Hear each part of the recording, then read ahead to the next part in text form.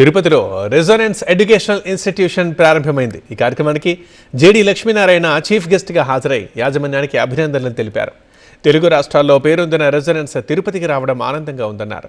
IIT, JEE, నీట్తో పాటు 6వ తరగతి నుంచి 10వ తరగతి వరకు ఫౌండేషన్ కోచింగ్ అందిస్తున్నట్లు నిర్వాహకులు తెలిపారు. ఈ అవకాశాన్ని విద్యార్థులు, తల్లిదండ్రులు సద్వినియోగం చేసుకోవాలని విజ్ఞప్తి చేశారు. పిల్లలు ముందుకు వెళ్ళాలి, చక్కగా ఎదగాలి, దేశం లెవెల్లో మన పిల్లలు చక్కగా అభివృద్ధి చెందాలి అని ఎప్పుడు కోరుకుంటుంటాం. కలాం గారు కూడా ఎప్పుడు ఇదే మాకు చెప్పేవాడు. మన పిల్లల్లో చాలా శక్తి ఉంది, పొటెన్షియల్ ఉంది. ఆ పొటెన్షియల్ని మనం బయటికి తీసుకురావాలి.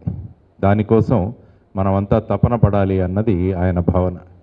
కాబట్టి ఆయన ఆశీస్సులతో, ఆయన మార్గదర్శనంలో ఈరోజు మీతో మాట్లాడే ఒక అవకాశాన్ని నాకు కల్పించిన మిత్రులు పూర్ణచంద్రరావు గారికి, వారి బృందానికి కృతజ్ఞతలు తెలియజేస్తూ, తిరుపతిలో మిమ్మల్ని అందరినీ కలవడం మరి ఒక గొప్ప అవకాశం. అసలు రెజొనెన్స్ అంటే ఏంటి అన్నది ముందు మనం ఆలోచించాం. మనం అందరం ఫిజిక్స్లో చదువుకున్నాం. రెజొనెన్స్ అని ఒక ఫినామినా. ఎవరైనా పిల్లలు చెప్తారా రెజొనెన్స్ అంటే? What is resonance? What is the definition of resonance? లేదు, పిల్లల్ని అడిగాను నేను. ఎందుకంటే నేను పిల్లలతో మాట్లాడతాను ఎప్పుడు. ప్రతిధ్వని is resound, this is resonance.